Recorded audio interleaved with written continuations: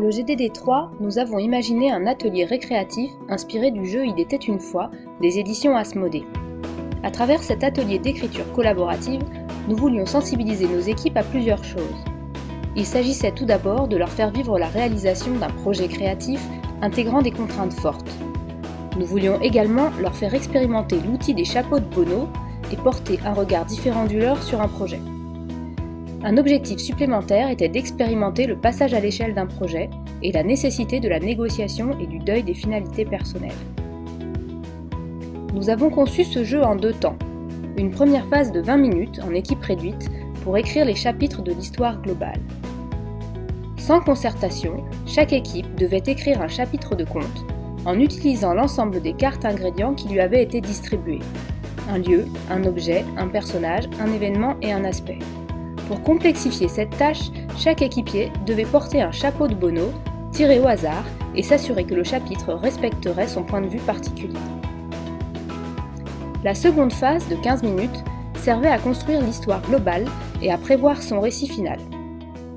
Les équipes se sont alors rassemblées et ont dû expliquer leur récit aux autres et trouver ensemble des modalités pour assembler les différents chapitres et produire une histoire globale la plus cohérente possible.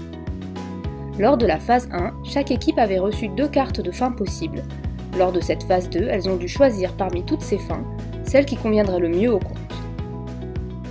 Pour lancer l'atelier, nous avions proposé un début de récit, contraint lui aussi avec 5 ingrédients. Vous voulez voir ce que ça a donné ? Je vous laisse alors découvrir une partie de l'histoire finale. Alors que la nuit tombait, les crapauds se mirent à croasser, à médire, à pester. Vous n'y arriverez jamais. Votre projet est trop ambitieux. Les enseignants sont perdus à jamais. Ils n'ont plus un sou, plus de temps, pas de reconnaissance. Malgré tout, les 3 lutins se mirent en route après avoir consulté Google Maps et analysé au mieux leurs différents trajets possibles. Ils se dirigèrent vers la ville la plus proche, où la concentration d'établissements scolaires était plus forte qu'en vaste campagne.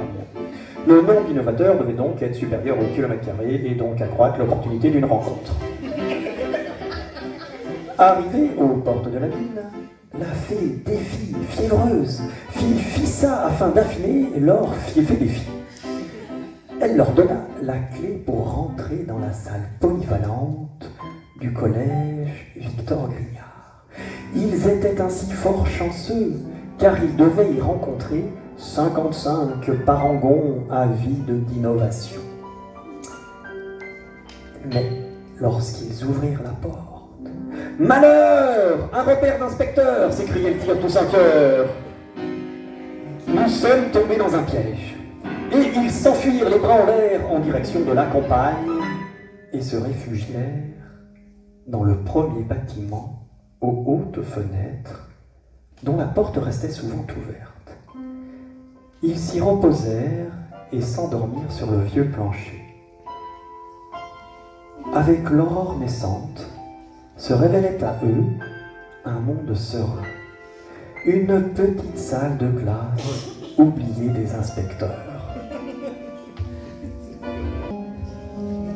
Elle poursuivit joyeusement sa route dans le royaume des cités d'or. Elle chantonnait gaiement quand elle se retrouva face à un immense palais. Ce palais était composé de 6 tours pointues en marbre d'Italie pesant chacun 1 tonne.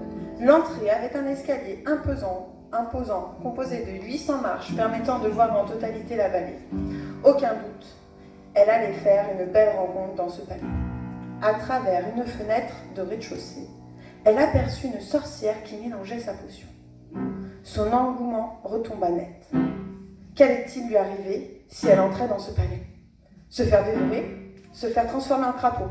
Disparaître définitivement de ce monde ? Elle s'arrêta sur place. Cependant, une force invisible la poussa à rencontrer cette sorcière, à suivre son intuition et dépasser sa peur.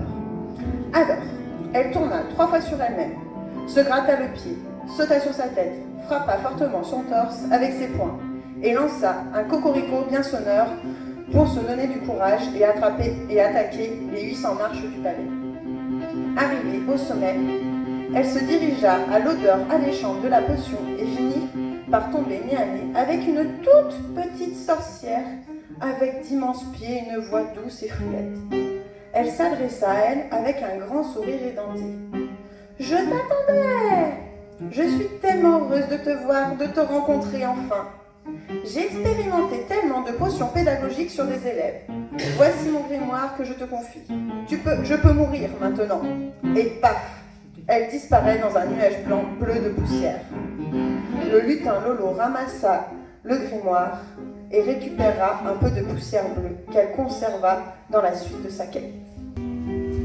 Les 3 lutins repartirent vers des contrées effrayantes afin de trouver à qui confier leur trésor. Bientôt, dans un marais brumeux, ils se heurtèrent aux grilles d'une terrible prison, la prison de l'ignorance. Quelques enfants, malingres, morveux, l'œil chassieux et saugnolant, écoutaient leurs 2 enseignants, un frère et une sœur, qui psalmodiaient tour à tour des cours d'algèbre énigmatique et de latin soporifique. Les 3 lutins leur promettent qu'ils leur confieront le trésor de la pédagogie innovante. Pour cela, ils devront réciter à l'envers, sans hésitation et sans oubli, les programmes officiels des 4 cycles.